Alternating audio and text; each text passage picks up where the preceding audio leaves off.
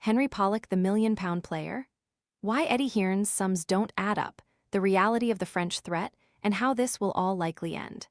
When Henry Pollock became the first rugby player to sign with Eddie Hearn's Matchroom talent agency in March, it was a positive shift for the sport. The English club game has struggled financially, and its players have, with a few exceptions, struggled to cut through into mainstream society.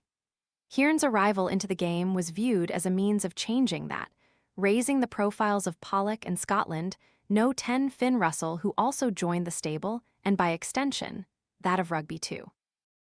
Love watermelon but hate the sticky cutting mess? This compact 2-in-1 tool slices neat cubes and flips into a retractable fork for easy serving at parties, picnics, or home.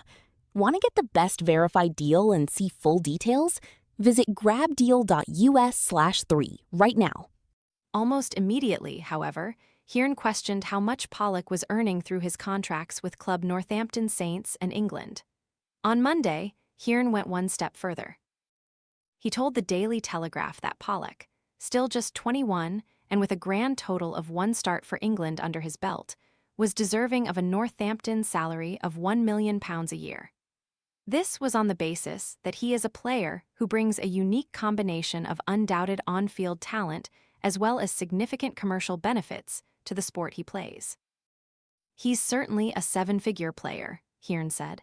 The way rugby's going and what Pollock is doing, his value over the next couple of years will skyrocket, and I think the value of rugby will.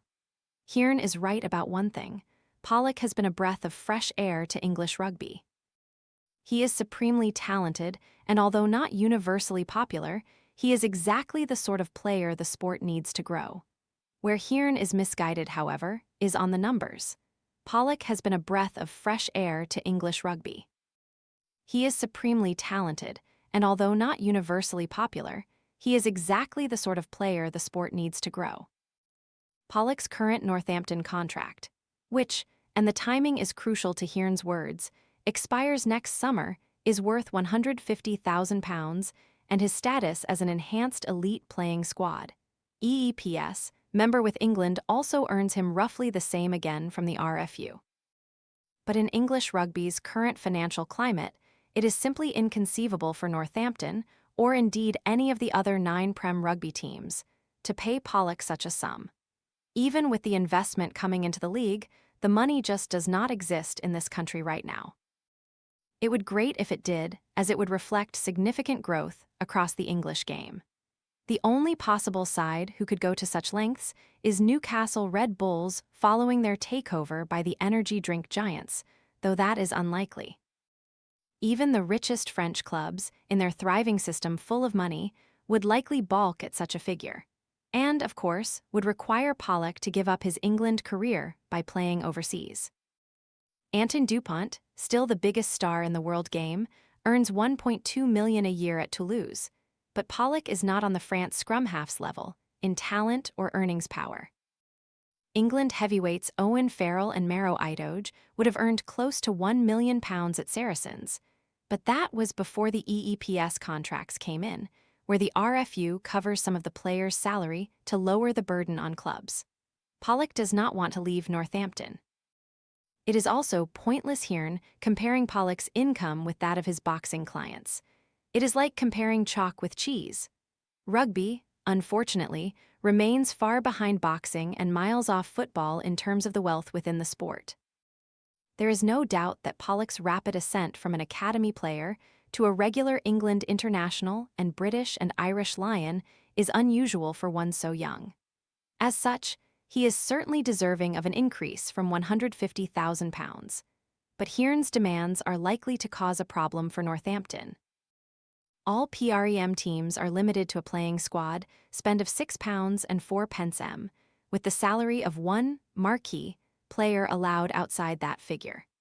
Northampton are a club who do not spend up to the maximum in a bid to ensure financial stability, making their league titles in 2024 and 2026 all the more impressive. There is no doubt that Pollock's rapid ascent to a regular England international and British and Irish Lion is unusual for one so young. He is certainly deserving of an increase.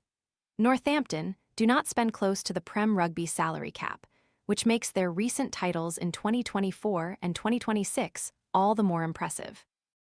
It is unlikely that the Saints' hierarchy of Director of Rugby Phil Dowson and Chief Executive Julia Chapman will blow their team's modus operandi into smithereens at Hearn's demands, even if they will clearly want to keep hold of Pollock.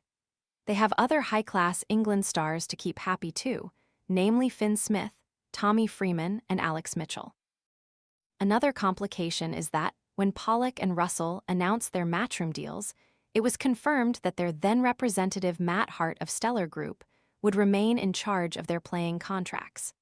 But Hearn's comments do raise an interesting question as to who will be leading the negotiating with Northampton. Hearn and Hart are working collaboratively with Pollock, but the former's comments have certainly rocked the boat. The likely result of all this is a compromise. Pollock will get an increase, though it is almost certain to fall well short of Hearn's demands. The player, however, is likely to in time get close to being the million-pound man through additional commercial contracts alongside his Northampton and England deals.